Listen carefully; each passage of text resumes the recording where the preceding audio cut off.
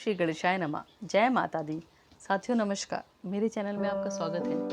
साथियों, भगवत गीता का अध्याय का पाठ हो रहा है। अभी तक हमने पिछले वीडियो में भगवत गीता के पहले अध्याय का पहला श्लोक, पहले अध्याय का दूसरा श्लोक, पहले अध्याय का तीसरा, चौथा, पांचवा, छठा और सातवां श्लोक पढ़ा है।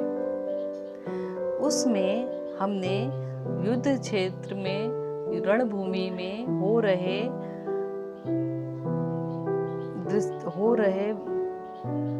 जो रणभूमि में चल रहा है उसकी विवेचना की गई है। धृतराष्ट्र जी ने संजय जी से पूछा था कि वहाँ युद्ध भूमि में क्या हो रहा है, तो संजय जी ने वहाँ की वर्णना बताई थी कि ऐसा ऐसा हो रहा है, ये है। तो पहले अध्याय में धृतराष्ट्र उवाच था। धृतराष्ट्र जी ने रणभूमि युद्ध क्षेत्र में जो हो रहा है उसकी बारे में पूछा था संजय जी से, और दूसरे अध्याय में संजय उवाच था, जिसमें कि संजय जी ने उनको रणभूमि में जो जहाँ पर जैसा है वो उसके बारे में बताया था। तीसरे, चौथे, पांचवें, छठे और सातवें में रणभूमि में दोनों पक्षों से कौन कौन योद्धा शामिल है और उनकी व्याख्या, उनका बल और उनके नामों की चर्चा की गई थी। आज हम भगवत गीता के पहले अध्याय में 8वां श्लोक शुरू करेंगे। कृपया आप सभी से निवेदन है कि आप इसे ध्यान से सुनिए। भगवत गीता का पाठ सुनने, बोलने मात्र से ही आपको इसका पूरा फल मिलता है और आपके जीवन में उजाला ही उजाला आता है। जब आप कभी निराश हो जाओ अपने जीवन में या ना भी हो, जब आपको ज्ञान की आवश्यकता हो, तो आप भगवत गीता के शरण में आए। जो लोग इसको पढ़ नहीं जो जिनके पास टाइम नहीं होता या फिर थोड़ा सा अच्छी तरह से होता है ना, बैठे पढ़े, तो वो मेरे इस वीडियो को सुन के भी भगवत गीता के पाठ का पूरा आशीर्वाद ले सकते हैं। पूरा इसका जो अच्छा फल है वो आपके जीवन में आएगा। चलो साथियों, अब हम भगवत गीता का पहले अध्याय का 8वां श्लोक शुरू करते हैं। ठीक है साथियों, चलिए। ओम श्री गणेशाय नमः। चलो शुरू करते हैं। भगवत गीता के पहले अध्याय का 8वां श्लोक। भवान भीष्मश्च कर्णश्च कृपश्च सिमितिञ्जय अश्वत्थामा विकर्णश्च सोमदित्यस्थैव च। मेरी सेना में स्वयं आप, भीष्म, कर्ण, कृपाचार्य, अश्वत्थामा, विकर्ण तथा सोमदत्त का पुत्र भूरिश्रवा आदि है, जो युद्ध में सदैव विजयी रहे। तात्पर्य यह है, इसका अर्थ यह है, दुर्योधन उन आदित्य युद्ध वीरों का उल्लेख करता है जो सदैव विजयी रहे हैं। विकर्ण दुर्योधन का भाई, अश्वत्थामा द्रोणाचार्य का पुत्र और सोमदत्ती या भूरिश्रवा बहिमको के राजा का पुत्र। कर्ण अर्जुन का आधा भाई, क्योंकि वह कुंती के गर्भ से राजा पांडु के साथ विवाहित होने के पूर्व उत्पन्न हुआ था। कृपाचार्य की जुड़वा बहन द्रोणाचार्य को ब्याही थी। अब हम शुरू करेंगे 9वां श्लोक। अन्ये च बहव श्रुवा मदृते तव जीविता नाना शस्त्रपणः सर्वे युद्ध विशारदः। ऐसे अनेक वीर हैं जो मेरे लिए अपना जीवन त्याग करने के लिए उद्यत है। वे विविध प्रकार के हथियारों से सुसज्जित हैं और युद्ध विद्या में निपुण हैं।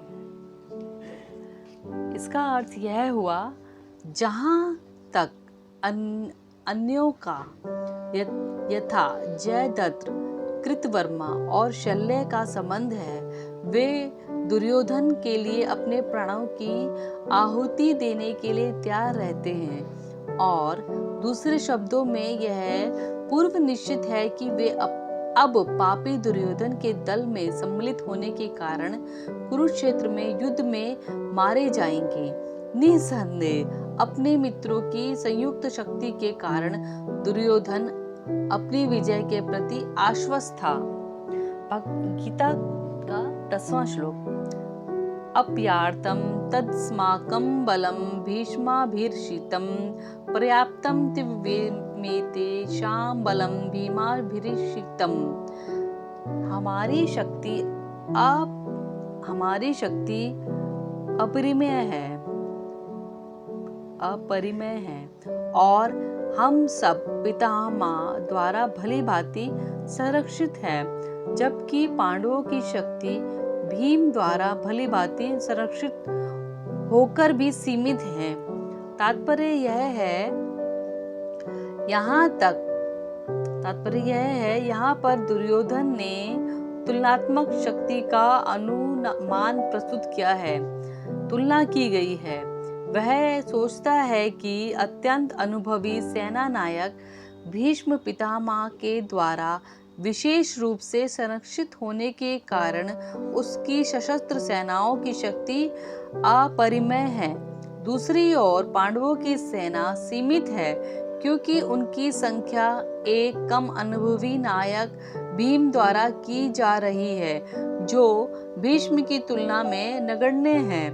दुर्योधन सदैव भीम से ईर्ष्या करता था, क्योंकि वह जानता था कि यदि उसकी मृत्यु कभी भी हुई तो वह भीम के ही द्वारा होगी, किंतु साथ ही उसे दृढ़ विश्वास था कि भीष्म की उपस्थिति में उसकी विजय निश्चित है, क्योंकि भीष्म कहीं अधिक उत्कृष्ट सेनापति हैं और वह युद्ध में विजय होगा।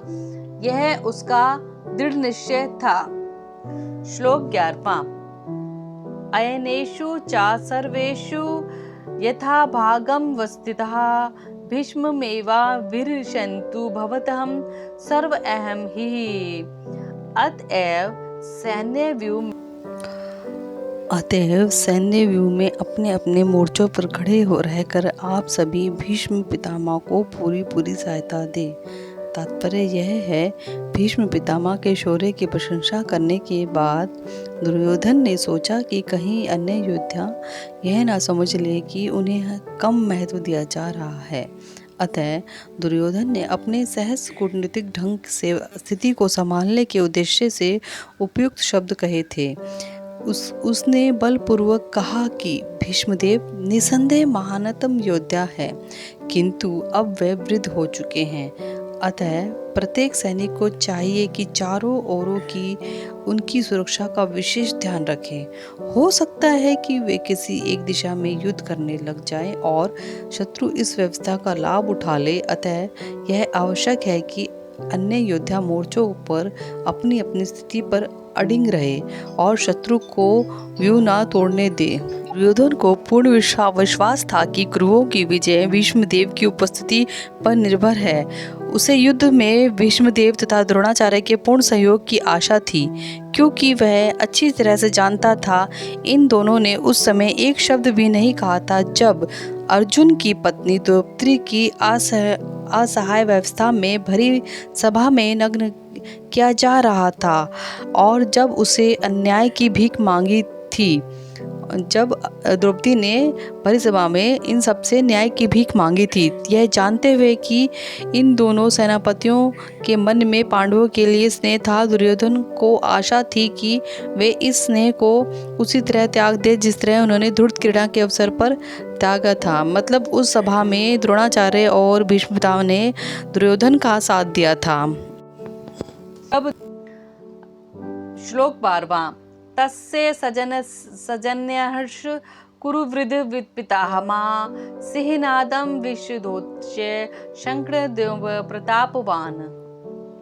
तब कुरुवंश के वयोवृद्ध परम प्रतापी एवं वृद्ध पितामह ने सिंह गर्जना की सी ध्वनि करने वाले अपने शंख को उच्च स्वर में बजाया, जिससे दुर्योधन को हर्ष हुआ। तात्पर्य यह है, कुरुवंश के वयोवृद्ध पितामह अपने पोष्य दुर्योधन का मनोभाव जान गए और उसके प्रति अपनी स्वाभाविक दयावश उन्होंने उसे प्रसन्न करने के लिए अत्यंत ऊंचे स्वर में अपना शंख बजाया, जो कि सिंह के समान स्थिति के अनुरूप था। अप्रत्यक्ष रूप में शंख के द्वारा प्रतीकात्मक ढंग से उन्होंने अपने हताश पौत्र दुर्योधन को बताया कि उन्हें युद्ध में विजय की आशा नहीं है, क्योंकि दूसरे पक्ष में साक्षात भगवान श्री कृष्ण हैं। फिर भी युद्ध का मार्गदर्शन करना और उनका कर्तव्य करना, इस संबंध में वे कोई भी कसर नहीं कर रखेंगे। श्लोक 13। ततः शंखश्च भृश्च पर्णवाणक गोमुखा शयसेवाभ्यत्यंत च शब्दस्तु मूले अभवत्। तत्पश्चात शंख नगाड़े विगुल तुरती और सिंह सहसा एक साथ बज उठे। वह समवेत स्वर अत्यंत कोलाहलपूर्ण था। श्लोक 14।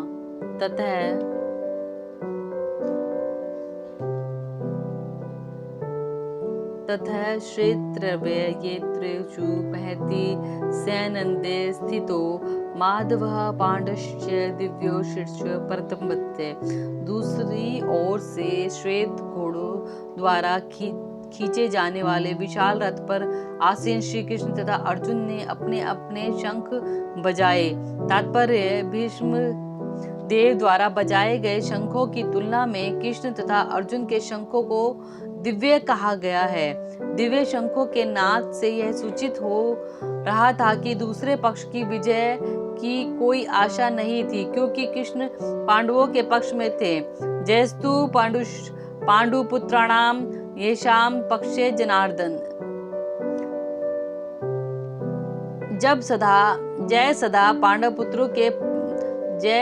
पांडवों के पुत्र जैसों की ही होती है, क्योंकि भगवान कृष्ण उनके साथ है, और जहाँ जहाँ भगवान विद्वान है वहीं वहीं लक्ष्मी भी रहती है, क्योंकि वे अपने पति के बिना नहीं रह सकती। अतः जैसा कि विष्णु या भगवान कृष्ण के शंख द्वारा उत्पन्न दिव्य ध्वनि से सूचित हो रहा था, विजय तथा श्री दोनों ही अर्जुन की प्रतीक्षा कर रही थी। विजय तथा श्री दोनों ही अर्जुन की प्रतीक्षा कर रही थी। इसके अतिरिक्त जिस रथ पर दोनों मित्र आसीन थे, वह अर्जुन को अग्नि देवता द्वारा प्रदत्त था, और इससे सूचित हो रहा था कि तीनों लोकों में जहां कहीं भी यह जाएगा, वहां विजय निश्चित ही है। साथियों, यहाँ पर हमने प्रथम अध्याय का 14 श्लोक तक पढ़ा है। कृपया इसे ध्यान से सुनिए और बार बार सुनिए, बार बार मेरी वीडियो को चला के बार बार इसका सुनिए। साथियों, यहाँ पर हम यह प्रथम अध्याय का 4था श्लोक हमने समाप्त किया है। नेक्स्ट वीडियो में प्रथम अध्याय के 15वें श्लोक से शुरू करेंगे। और साथियों, आप ऐसे ही वीडियो और भी मैं आपके लिए लाती रहूँगी। अगर आपको अच्छा लगे तो मेरे चैनल को लाइक कीजिए, सब्सक्राइब कीजिए और शेयर कीजिए। जय माता दी साथियों। ओम भूर्भुवः स्वः तत्सवितुर्वरेण्यं भर्गो देवस्य धीमहि धियो यो न प्रचोदयात्।